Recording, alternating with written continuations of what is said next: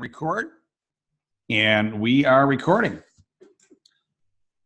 Hello and welcome to the Avanti Entrepreneur Podcast. I am David Mamano, your host, and we're here to help entrepreneurial achievers and business owners and leaders move forward. That's what Avanti means, move forward, so that they can reach their potential. I do this by interviewing the nation's best business movers and shakers. Today I have on the show Hal Elrod. Hal, welcome to the show. Thank you for having me. It's I don't know if I'm one of the best movers and shakers or whatever you said, but I'm grateful to be here for sure. You are being modest. You certainly are a mover and shaker. You've written 2 books now, and we're going to talk about the first book first because it's been game-changing for a lot of people.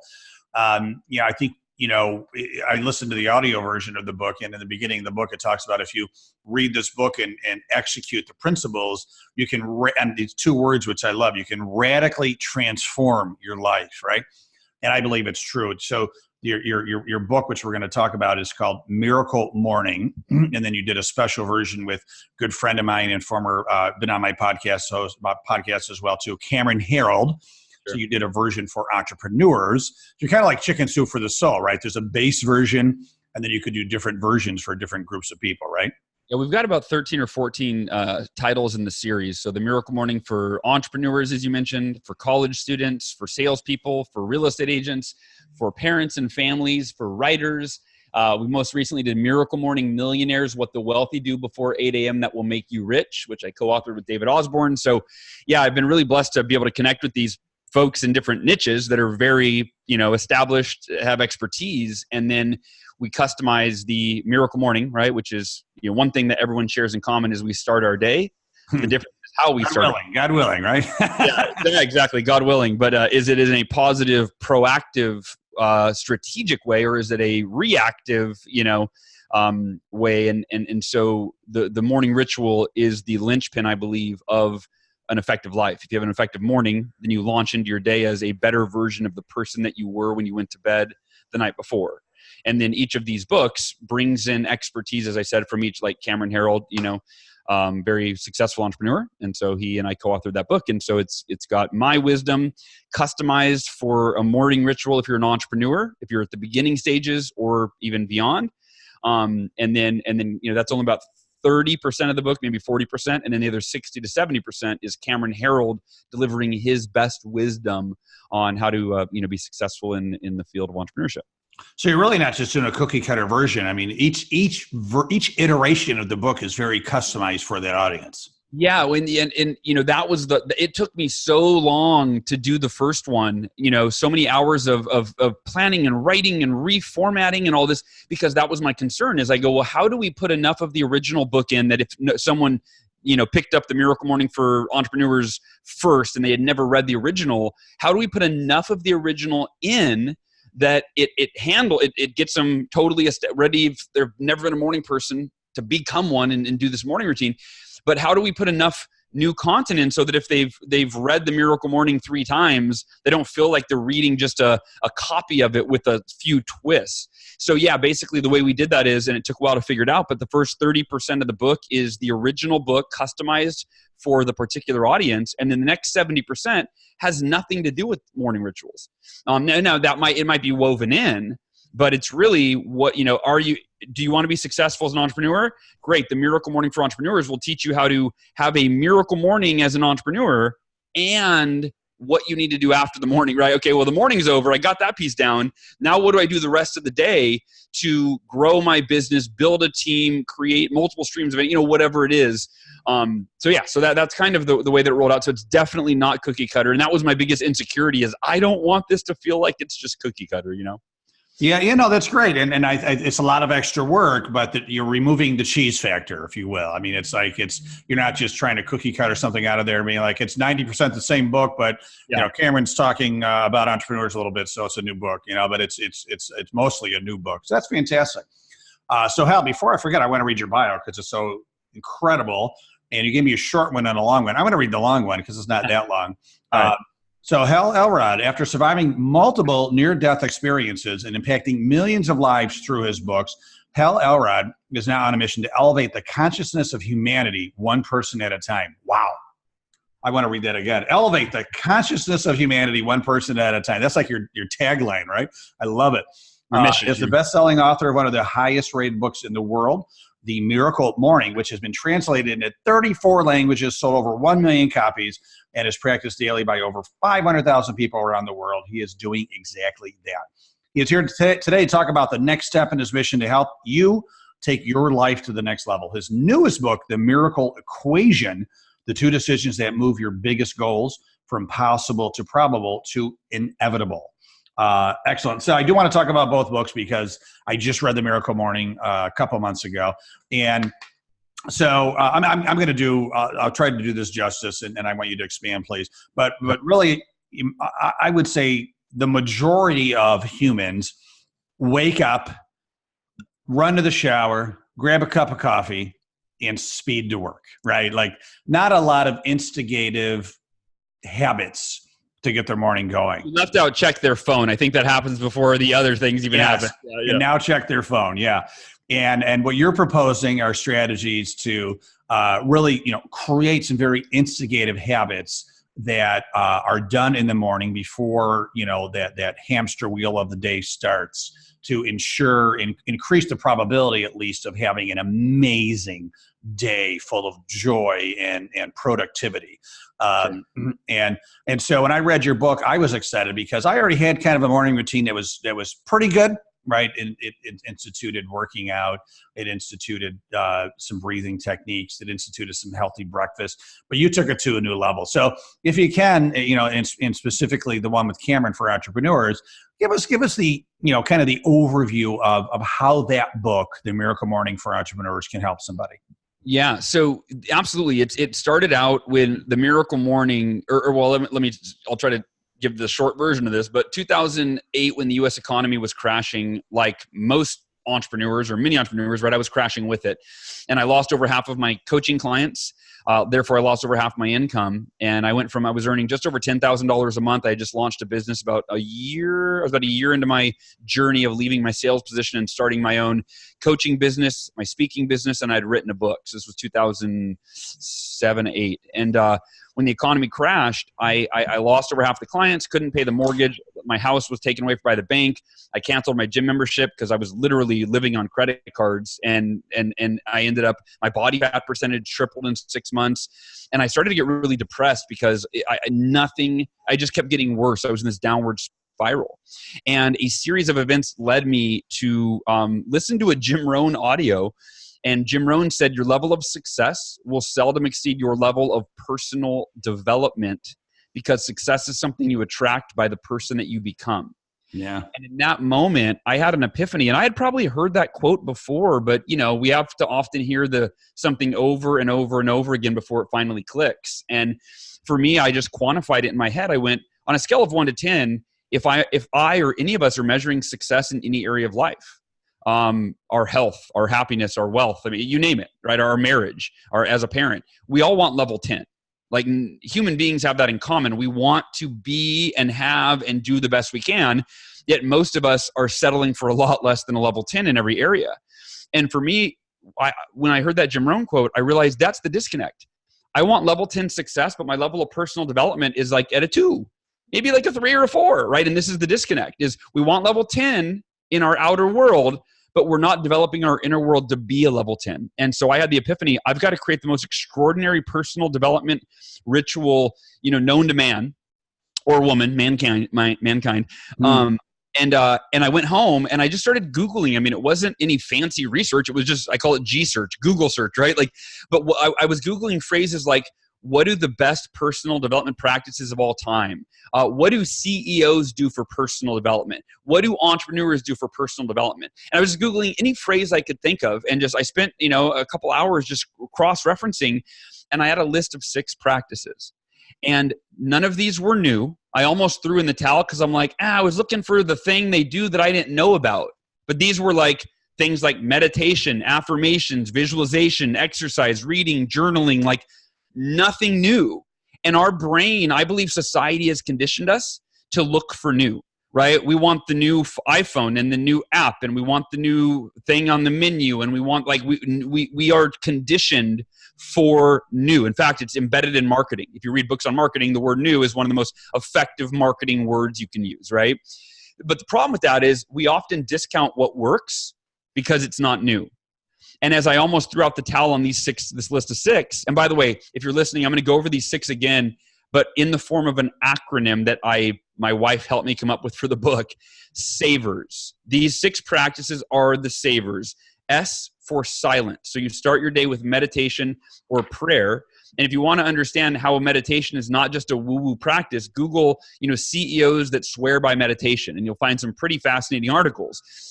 They put you in a peak mental state. They lower your cortisol levels, which is your stress hormone.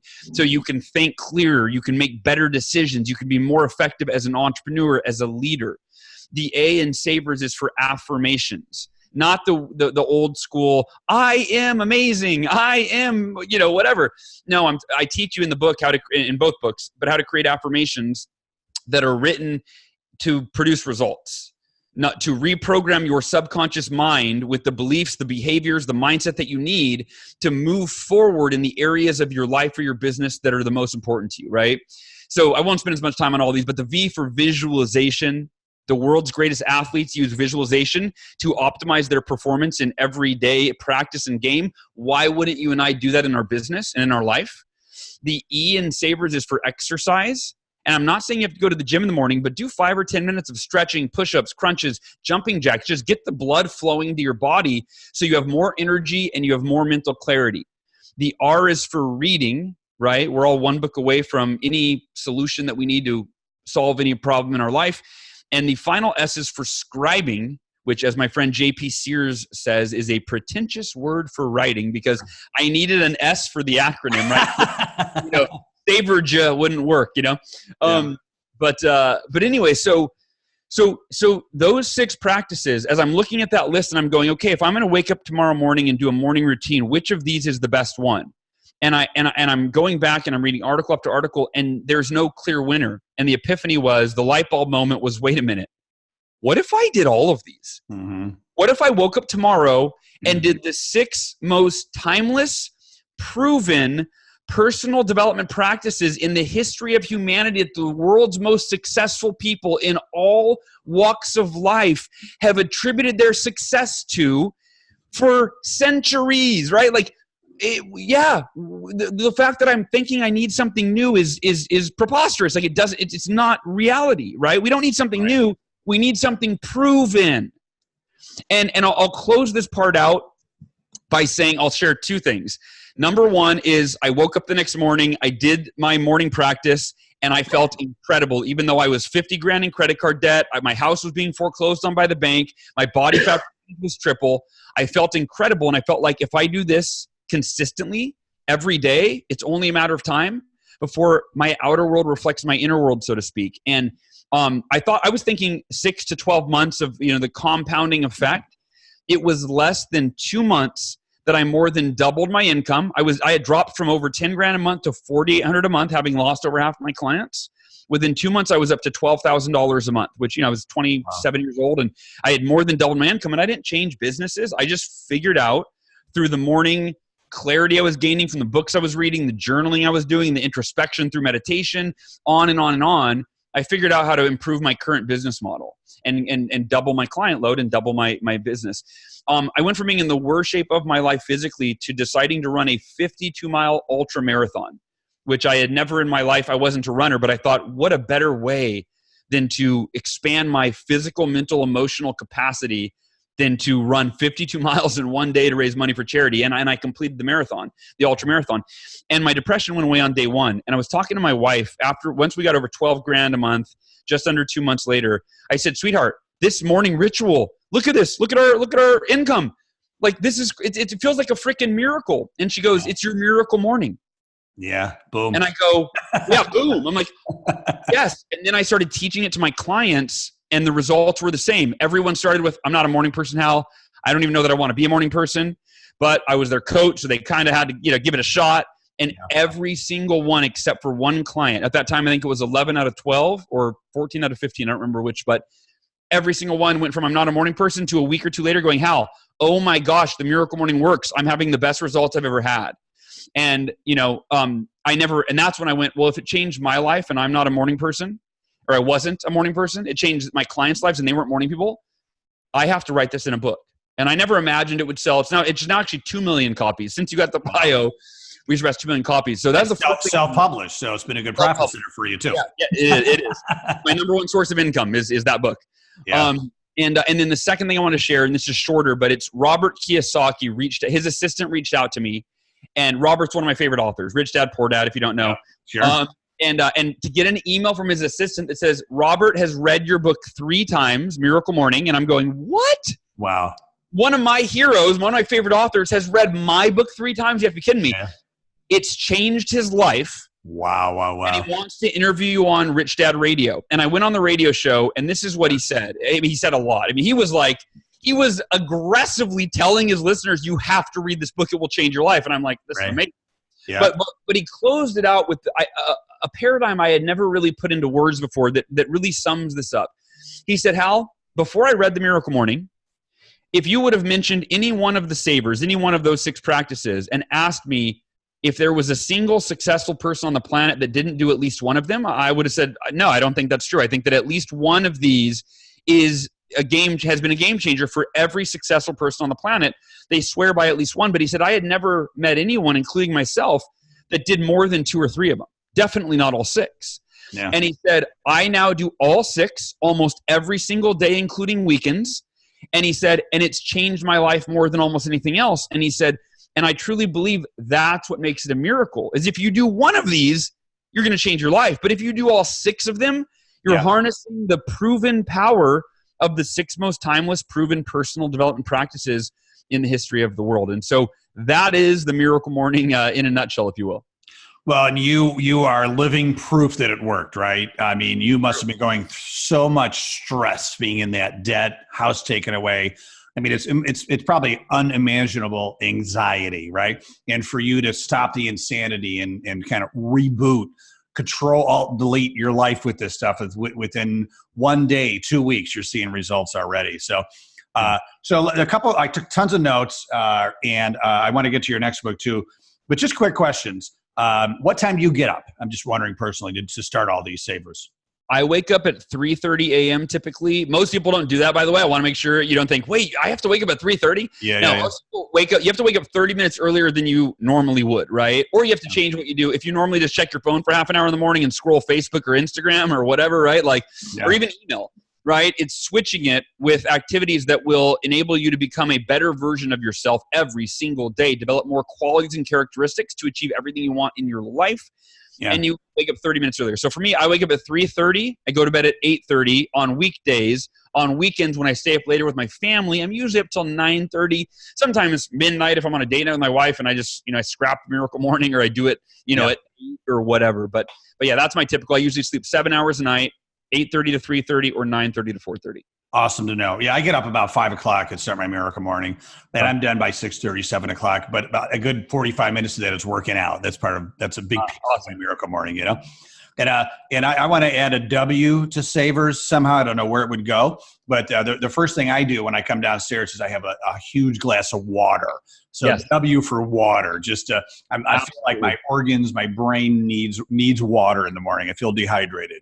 I agree. There's a chapter in the book called the 5-Step Snooze-Proof Wake-Up Strategy. Yes. And that is step number 3, I think, is drink a full glass of water. Because and to your point, we think about this, everybody listening. We are dehydrated when we wake up in the morning because we haven't had water for 6, 7, 8 hours. Yeah. And most of us, our first beverage is coffee, which is a diuretic, which further dehydrates us. So you're dehydrated, you drink coffee, and then you feel like crap in a few hours. You need to drink a full glass of water first thing in the morning, and then go make your cup of coffee. Yep. Yeah, and it's good for your skin too. And you would never know that I'm 95, right? I look pretty good. Not a day over 92. Thank you. I appreciate that. And just quickly, too, I love the fact that you said, that we don't have to search for the new cutting edge thing, right? I mean, I remember reading The Secret, years ago, and I was kind of disappointed because it was like people thought it was like this new cutting edge thing. I'm like, first of all, Earl Nightingale kind of brought it back in the 50s, but he admitted that he brought it back from like Socrates, like 2,000 years earlier, right? Yeah. So, I mean, creating, you become what you think about, right? The visualization piece. So it's all there. Socrates was doing it, right? So you're bringing it together in a very organized, executable format, right? You're not claiming like you invented all this stuff. And I give you credit for that, because some people try to take credit for like, I invented visualization. Sure. So, yeah. Last but not least, if you don't know my friend Rob Dubay, he's been on my podcast twice. He has a podcast and a book called Do Nothing. And he's all about meditating. He attributes meditating to really changing his life. And now you might want to go on this. I want to go on it next year. He does a 5-day silent retreat every year. Wow. You go to these mountains in Colorado, and you literally are not allowed to talk or look at people for 5 days. And you go through all these exercises with them. I'm totally into that. Have been transformed just through that retreat. Yeah, please email me the info. Because I have a friend that did a 10-day silent retreat, but I'm like, I'd much rather start with 5. Let me graduate to 10. Exactly. Let me try 1 day of being silent. Yeah, right? Yeah, so, exactly. Excellent. So, Hal, I also want to talk about your book, but I also, this is pretty important. You've not had one, but you've had 2 near-death experiences. Tell us about those and how did it impact your life and create lessons? Yeah, when I was 20 years old, I was driving home from a meeting that I'd given a speech at. I was one of the top salespeople for Cutco Cutlery when I was in college, and Sure. And at 20, I gave a speech at one. I always gave speeches at their events, pretty much every regional, local, national, whatever. And their headquarters are just south of me in Cuba, New York, right? Oh yeah, or in Olean, New York. Olean, New York. I'm sorry. Yeah, right next door. Yeah. Yeah. So for me, I gave a speech and I was driving home that night and I was hit head on. My car was hit head on by a drunk driver at 80 miles an hour. I was in a little Ford Mustang, hit head on by a full-size Chevy truck. Both of us, I was doing about 70, he was doing about 80. And then the worst, believe it or not, was yet to come. My car spun off the drunk driver kind of sideways, and my driver's side door was vulnerable facing the car that had been driving behind me. My car spun in front of them, and they hit me in the door at 70 miles an hour. And instantaneously, I broke 11 bones. I broke my femur, the largest bone in the human body. It broke in half, and one half speared out the side of my thigh. Sorry to be graphic. My pelvis broke in 3 places. My humerus bone behind my bicep broke in half, literally in half, 2 pieces. My elbow was shattered. My radial nerve was severed. My bones around my eye socket were fractured. It's all made of metal now. I've got metal rod in my leg, my arm, my elbow, my eye has plates. And I bled to death. I was clinically dead for 6 minutes without a heartbeat on the side of the freeway. And then they had to airlift me to the hospital. I flatlined twice more while I spent a week in a coma. And when I came out of the coma, I was told I would never walk again and that I had permanent brain damage. And obviously not easy news for anyone to take. But I decided I would apply what I called the miracle equation, which happens to be the title of my new book. And I think most people that see that, if they follow my work, they go, oh, he must be using that miracle word as much as he can. Right. Ironically, the miracle equation preceded the miracle morning by about 7 years. It's almost a prequel, you could say. But it was just these decisions I made around how I would maintain unwavering faith that I would walk again and put forth extraordinary effort to be able to walk again. And without getting too much in the weeds of what that looks like, 3 weeks after I was found dead and broke my leg and my arm and all those things, my pelvis, the doctors came in with routine x-rays and they said, we don't know how to explain this, but your body's healing. It's healed. We're going to let you take your first step tomorrow in therapy if you're up for it. So even me being optimistic was thinking it'd be like a year. I didn't think I'd be walking, go from broken leg, to walking in 3 weeks. But I took my first step the next day and the doctors couldn't explain it. I believe it's the power of the mind over the body, which I've now studied. There's so much science that supports that. Like our thoughts do affect our cells, right? We have however many billions or trillions of cells. And what we think, literally, it tells that little army of cells what to do. And most people live in fear when they receive, news that they're not going to walk or they have cancer or something along those lines. And so I really learned the power of our mind and that we have to take control and we have to choose what we're going to think about that best serves us and our objectives in life. And 2 years ago, was the second time I couldn't breathe. I woke up in the middle of the night having trouble breathing. I was rushed to the hospital. They drained 1.5 liters of fluid from my lung. A day and a half later, my lung was filled up with another 1.5 liters fluid, and they had to drain it again, and they didn't know what was wrong. And over 11 days, they drained 16 pounds of fluid from my lung in a week and a half. And they figured out that I had a very rare aggressive form of cancer. And they figured out that cancer is acute lymphoblastic leukemia. And at 37 years old, with a wife who I adore, a 7-year-old daughter, and a 4-year-old son, I was told that I had a 20 to 30% chance of surviving. Wow. And I had to do a lot of, obviously, you go inside and you're like, how am I going to do? What does this mean? How am I going to beat this? And I think most people, they live in fear because they look at the statistic and they go, I'm going to be part of that statistic. There's a 70 to 80% chance that I'm going to die.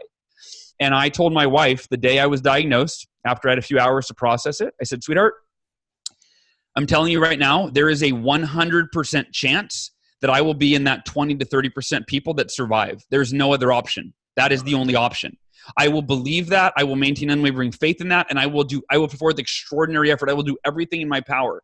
And what that looked like specifically, I didn't want to do chemo because chemo is not necessarily healthy for you. It kind of kills the cancer and hopefully doesn't kill you, but it often kills the person before it kills the cancer. So I tried to go without chemo, but my particular cancer was so rare and so aggressive, I was given a matter of days to live if I didn't start chemo. And I found out that wasn't a threat, that was, most people die because they're diagnosed with the flu or something, and then they die before they find out it's actually, it wasn't the flu, it was cancer. I was misdiagnosed with pneumonia at urgent care.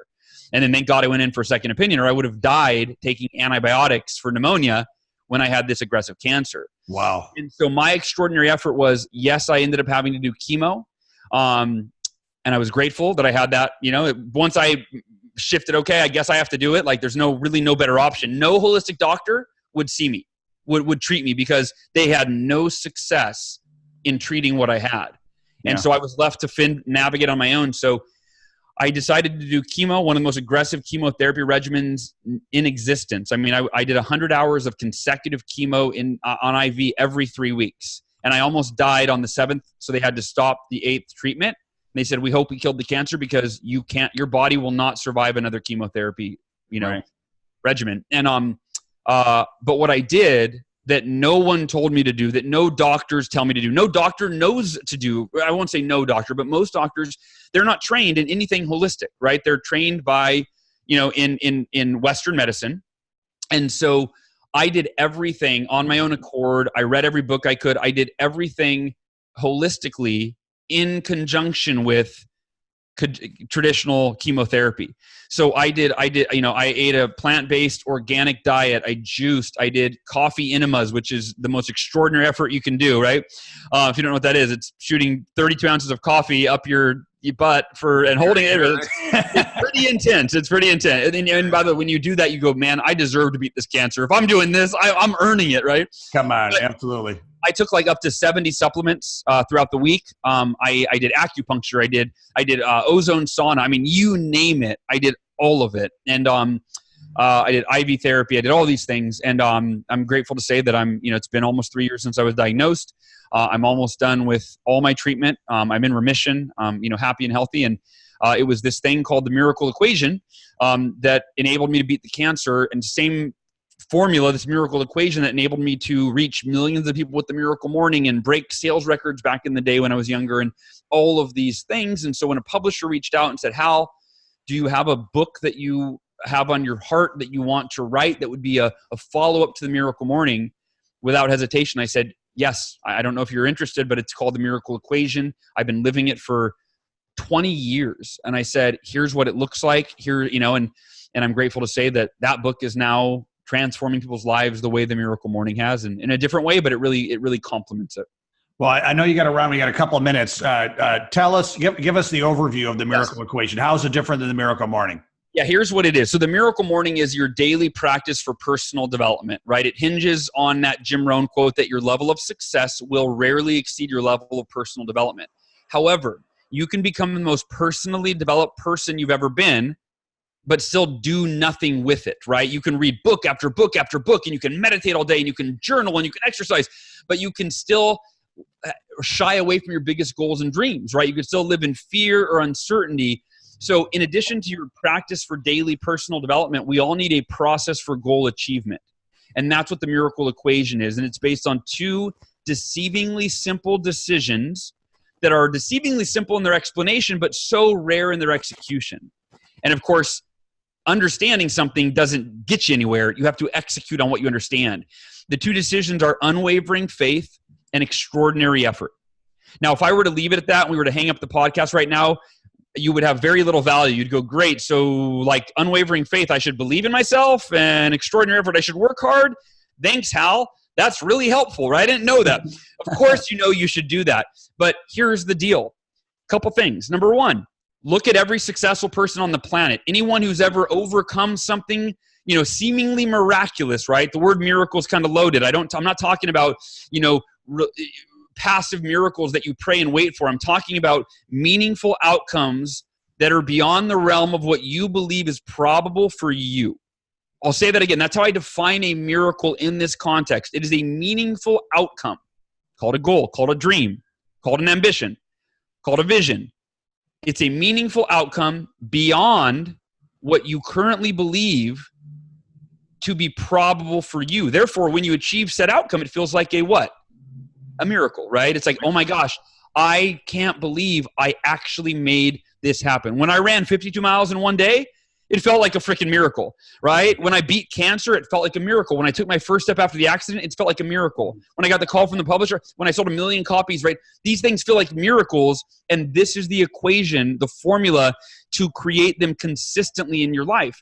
And again, if you study the world's most successful people, you'd be hard-pressed to find one that didn't establish the faith they could do something they had never done before, and they maintained that faith for as long as it took, usually longer than we think, until they achieved that outcome.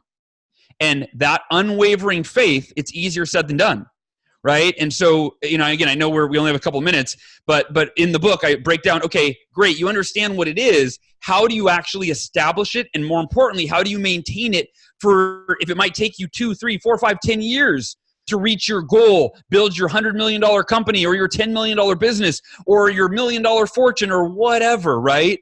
How do you maintain unwavering faith until that happens? Because it always takes longer, and our faith goes out the window when we're not on track, when we encounter setbacks.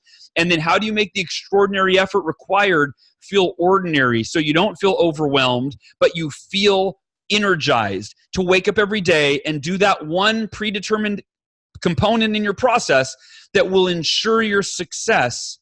Because when you live by the miracle equation, when you live by those two decisions, your success is inevitable. It's only a matter of time. The only variable is time. I wanted to sell 1 million copies of the Miracle Morning in a year. I only sold 12,000 copies. And the second year, I only sold 23,000 more copies. So after 2 years, I was 99.7% short of my goal. But I continued applying the miracle equation, and it took me 6 years. But after 6 years, I reached 1 million people with 1 million book sales. And I want to close out with this. If you're listening to this right now, if you are an entrepreneur early on in your journey, if you're just starting out, if you've been at it for a while, or even if you're established, consider this. When you finally get to the place in your life and or your business that you have been working for so hard, for so long, you almost never wish it would have happened any sooner. Instead, you look back, you connect the dots, as Steve Jobs said, and you see that the timing was perfect. That the obstacles, the setbacks, the fear, the pain along the way, it was part of the journey that was necessary for you to become the person that you needed to be to finally achieve what it was that you were working for so hard for so long. So in conclusion, be at peace with where you are right now and every day. Even though it's not happening as fast as you want it to more often than not, be at peace with where you are along the journey, while simultaneously maintaining a healthy sense of urgency to put forth your extraordinary effort each and every day. Do at least one thing that moves you in the direction of your biggest goals, your biggest dreams, your miracle, if you will. Hal, listen, drop that mic, man. That was freaking fantastic. That was one of the best sermons I ever heard. Thank you so much. I know you got to go, and I could talk to you for another day or more. But Super, super fantastic. I'm definitely going to buy the Miracle Equation. I'm going to buy the audio and the old school paper version because I just want to get the 1-2 punch. Awesome. Quickly, if people do want to, reach out, learn more about you, go to your website. Give us the contact info. Go to miraclemorning.com. You can find everything at miraclemorning.com. miraclemorning.com. Hal, thank you so much, and congratulations on navigating and thriving the roller coaster of life that you have been given. You're an inspiration, and you see this brick wall behind me? We're on video. I want to run through it right now because you're so pumped up. So thanks, Hal. Really appreciate it. And Avanti family, listen, if you want to listen to this again, go to AvantiEntrepreneur.com. It's there forever, and we also have the show notes there. AvantiEntrepreneur.com. Forever, over 150 other podcasts, info about our events, etc. Hal, thanks again, and I wish you continued massive success. You too, brother. Thank you for having me. I appreciate it. Absolutely. Thank you.